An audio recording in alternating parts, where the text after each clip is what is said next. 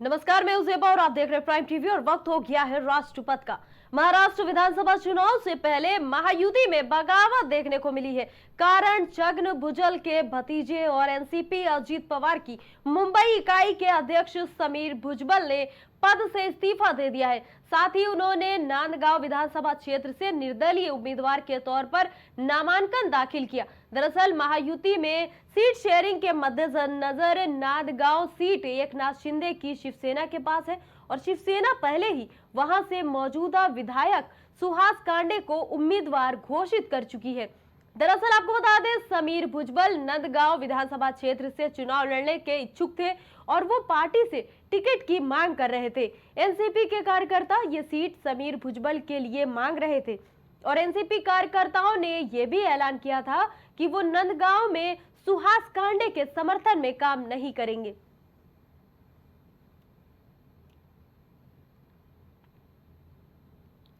रक्षा मंत्री राजनाथ सिंह ने गुरुवार को कहा कि भारत और चीन के बीच बातचीत के बाद वास्तविक नियंत्रण रेखा पर जमीनी स्थिति को बहाल करने पर व्यापक सहमति बन गई है, जिसमें पारंपरिक क्षेत्रों में गश्त और मवेशियों को चराने की अनुमति भी शामिल है।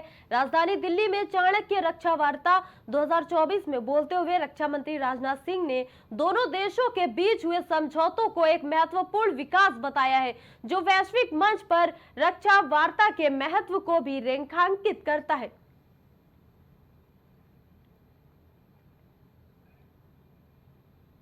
उत्तर प्रदेश की 9 विधानसभा सीटों पर होने वाले उपचुनाव को लेकर सपा कांग्रेस में सीट शेयरिंग को लेकर मामला उलझता सा दिख रहा है। इसी बीच बुधवार देर रात सपा प्रमुख अखिलेश यादव ने एक बड़ा दावा किया है। अखिलेश यादव ने सोशल मीडिया पोस्ट में ये कहा कि सभी 9 सीटों पर इंडिया गठबंधन के उम्मीदवार सपा के पार्टी सिंबल यानी साइकिल पर चुनाव लड़ेंगे। दूसरी ओर बीजेपी ने 8 उम्मीदवारों की सूची जारी कर दी है। गाजियाबाद से महानगर बीजेपी अध्यक्ष संजीव शर्मा को टिकट दिया गया। वहीं करहल सीट से अनुजेश यादव चुनाव लड़ेंगे। सीसामऊ और मीरापुर 2 ऐसी सीटें हैं जहां से पार्टी ने अभी कोई उम्मीदवार घोषित नहीं किया है। पार्टी ने कुंदरकी से रामवीर सिंह ठाकुर को उतारा है। इसके अलावा खैर सीट से सुरेंद्र दिरेर, करहल अनुजेश यादव, फूलपुर से दीपक पटेल, कटहरी धर्मराज निषाद और मझवा श्रीमती सुची स्मिता मौर्य को टिकट दिया गया है। उत्तर प्रदेश कांग्रेस कमेटी के सामान्य अध्यक्ष और वहां के सभी वरिष्ठ नेताओं के सुझाव अनुसार आदरणीय कांग्रेस अध्यक्ष से सहमति लेकर हमने निर्णय लिया है कि उत्तर प्रदेश में कांग्रेस पार्टी अपने उम्मीदवार नहीं उतारेगी एवं इंडिया गठबंधन के सभी उम्मीदवारों को एकजुटता के साथ, मजबूती के साथ उनकी विजय के लिए प्रयासरत रहेंगे। ये भारतीय जनता पार्टी का अपना अंदरूनी मसला है, लेकिन भारतीय जनता पार्टी ने हमेशा उनके लिए जो सहयोगी पार्टियां रही हैं, जो छोटी पार्टियां रही हैं, जो वो पार्टियां रही हैं जो पिछड़ों दलितों के समाज के नाम पे जिन्होंने अपने चुनावी राजनीति को खड़ी किया, उनको उन्होंने वक्तन फौक्तन इस्तेमाल किया है। इस बार भी इस्तेमाल किया है। उनको लगता है कि अब ये हमारी ज़रूरत के लिए, हमारी ज़रूरत की बेकार है ये, तो हमेशा तो इनका रवैया रहा है, इनका हो रहा है।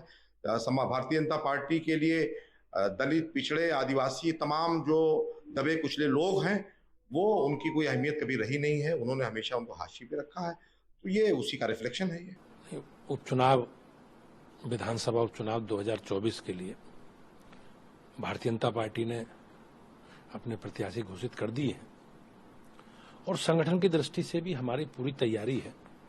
हम लोग लंबे समय से विधानसभा उपचुनाव की तैयारी हमारी पार्टी कर रही है, तो हमारे सभी प्रत्याशी कल नामांकन करके और पूरी मजबूती के साथ जो हमारे कामकाज का लेखा जोखा है, हमारा रिपोर्ट कार्ड है हमारी सरकार का, एक कार्यकर्ता उसे लेकर घर घर जाएगा और मुझे विश्वास है कि उत्तर प्रदेश की जनता का इन सभी विधानसभा उपचुनावों में भाजपा को योगी जी को आशीर्वाद मिलेगा। आगामी त्योहार पर यात्रियों को सुरक्षित सफर कराने के लिए 7,000 दिवाली और छठ स्पेशल ट्रेनें चलाई जाएंगी। गुरुवार को कैबिनेट बैठक में इस फैसले को मंजूरी दी गई। केंद्रीय रेल और सूचना प्रसारण मंत्री अश्विनी वैष्णव ने बताया कि इस फैसले से रोज 2 लाख यात्रियों को बड़ी राहत मिलेगी। इसके अलावा बैठक में 2 बड़ी रेल परियोजनाओं को मंजूरी दी गई है।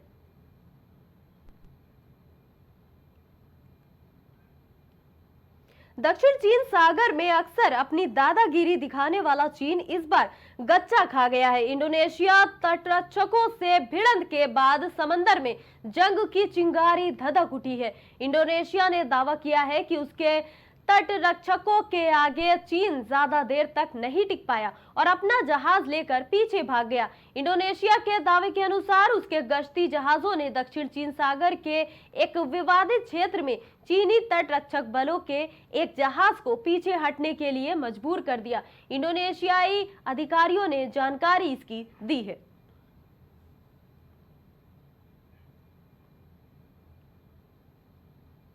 बंगाल की खाड़ी से उठे चक्रवाती तूफान दाना ने अब रफ्तार पकड़ ली है। गुरुवार सुबह से ही उड़ीसा में तेज हवाओं के साथ भारी बारिश हो रही। मौसम विभाग के मुताबिक साइक्लोन दाना 12 किलोमीटर प्रति घंटे की रफ्तार से उत्तर पश्चिम की ओर बढ़ रहा है। मौसम विभाग ने बताया कि दाना तूफान गुरुवार शुक्रवार की रात भीतर कनिका नेशनल पार्क और धामरा पोर्ट के पास टकराएगा।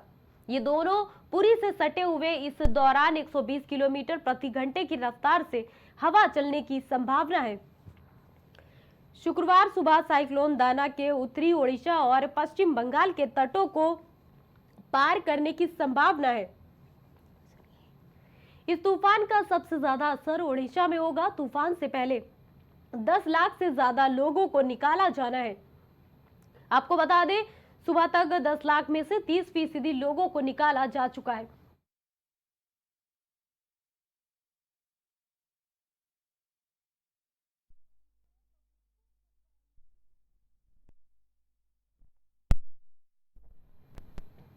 यूपी विधानसभा उपचुनाव में हॉट सीट करहल पर सभी की नजरें टिकी हैं। मैनपुरी की करहल विधानसभा सीट सपा के लिए बहुत ही खास और अहम सीट मानी जा रही है। यूपी के पूर्व मुख्यमंत्री मुलायम सिंह यादव की कर्मभूमि रही करहल पर पिछले 2 दशकों से सपा का कब्जा रहा है। ऐसा कहा जाता है कि 2 दशकों के भीतर सपा प्रत्याशी को यहां पर किसी दूसरे दल से लड़ाई तो बहुत दूर की बात है, कभी मजबूत चुनौती तक भी किसी ने नहीं दी है। लेकिन लगता है कि इस बार बड़ी चुनौती मिल सकती है, क्योंकि करहल विधानसभा सीट पर होने वाले उपचुनाव में भाजपा ने बड़ा दांव खेल दिया है। भाजपा के इस दांव से सपा में खलबली मच गई है। दरअसल भाजपा ने मुलायम सिंह यादव के दामाद अनुजेश यादव को अपना प्रत्याशी बनाया है। वहीं समाजवादी पार्टी ने इस सीट से तेज प्रताप को उम्मीदवार बनाया है। ऐसे में ये लड़ाई काफी दिलचस्प होने वाली है, क्योंकि अब करहल सीट पर फूफा और भतीजा आमने सामने होंगे। आपको बता दें कि भाजपा ने सपा के किले में सेंध लगाने के लिए अनुजेश यादव को चुनावी मैदान में उतारा है। अनुजेश यादव मुलायम सिंह यादव के भाई अभयराम यादव की बेटी संध्या यादव के पति हैं। संध्या यादव आजमगढ़ से सांसद धर्मेंद्र यादव की सगी बहन है। संध्या यादव मुलायम सिंह परिवार की पहली बेटी हैं, जिन्होंने राजनीति में कदम रखा था। इतना ही नहीं, वो मैनपुरी की जिला पंचायत अध्यक्ष भी रह चुकी हैं।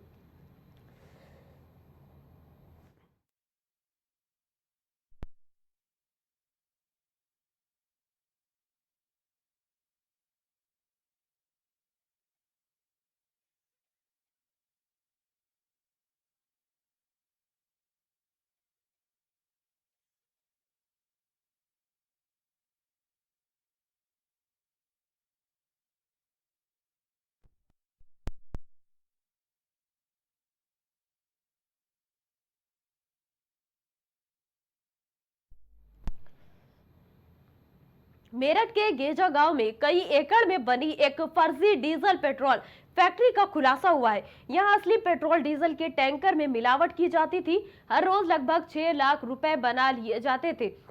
आपको बता दें, पुलिस ने 8 लोगों को गिरफ्तार किया। 3 दरवाजों की लेयर के अंदर पेट्रोल डीजल के टैंकरों में नकली तेल बनाकर मिक्स किया जाता था। जमीन के अंदर बड़े बड़े टैंकर सेटअप किए गए थे, जिससे हाइड्रोकार्बन सॉल्वेंट बनाकर मिक्स किया जाता था। मेरठ पुलिस ने बुधवार शाम मेरठ के गेजा गांव में खुफिया जानकारी के बाद एक बड़े गोदाम में छापा मारा और फैक्ट्री को सील किया। पुलिस की जानकारी में मिली इस गोदाम में कई एकड़ में नकली पेट्रोल डीजल बनाने की फैक्ट्री चलाई जा रही। मौके पर पुलिस को देखते ही फैक्ट्री मालिक मनीष और उसके साथियों ने भागने की कोशिश की, लेकिन पुलिस ने इन्हें घेर कर सभी को गिरफ्तार कर लिया है।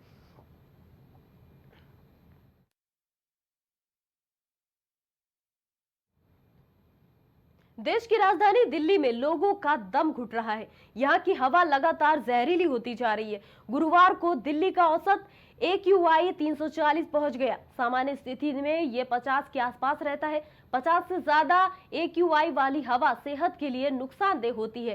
300 AQI वाली हवा बेहद खतरनाक मानी जाती है। इससे लोगों को गंभीर बीमारियां हो सकती हैं। डॉक्टर ऐसी हवा में कम से कम रहने और काम करने की सलाह देते हैं।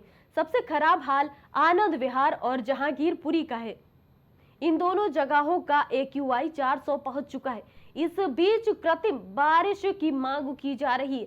बारिश होने पर हवा साफ होगी और दिल्ली का प्रदूषण कम होगा।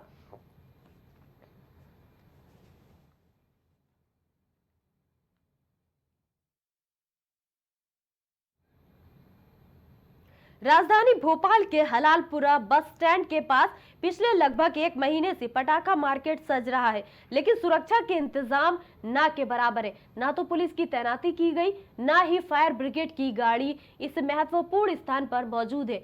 ऐसे में सुरक्षा को लेकर स्थानीय लोगों में चिंता का माहौल बना हुआ है। इस मार्केट में लोगों की भीड़ देखने को मिल रही, जहां कई ग्राहक पटाखों की खरीदारी करते नजर आते हैं। इस दौरान सुरक्षा के कोई ठोस कदम उठाए जाने की उम्मीदें धूमिल होती जा रही। हालांकि फायर अधिकारी से बातचीत के दौरान उन्होंने बताया कि 1 हफ्ते बाद फायर ब्रिगेड की गाड़ी उपलब्ध कराई जाएगी। ये जानकारी तब आई जब 1 हफ्ता पहले ही उन्होंने यही बात कही थी, जिससे उनकी तैयारी पर सवाल अब उठता है।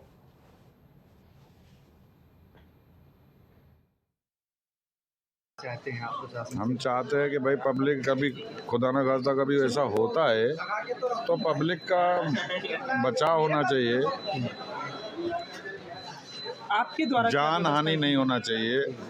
मान हानि तो चलो अपन बर्दाश्त कर लेंगे, जान हानि नहीं बर्दाश्त कर सकते। तो जय माँ दुर्गा फायर, जय दुर्गा फायर। क्या व्यवस्था रहेगी और क्या अपील रहेगी लोगों से? मैं तो यही चाहूँगा सबको कि साहब अच्छे से त्योहार हो जाए हम लोगों का। फैक्ट्री और गोडाउनों की किस प्रकार के निरीक्षण फायर टीम के द्वारा किए जाते हैं? उसमें संयुक्त टीम रहती है, उसमें शासन प्रशासन की एक टीम रहती है, उसमें जाके हमारी टीम के साथ में और वो सब मिलकर एक संयुक्त कार्य निरीक्षण करते हैं उसमें। सर, राजधानी भोपाल की अगर बात करें तो कितनी पटाखा फैक्ट्रियां आसपास में हैं या बड़े गोडाउन आसपास में हैं? उसकी जानकारी हमारे पास में नहीं रहती उसमें। आपके पास में नहीं?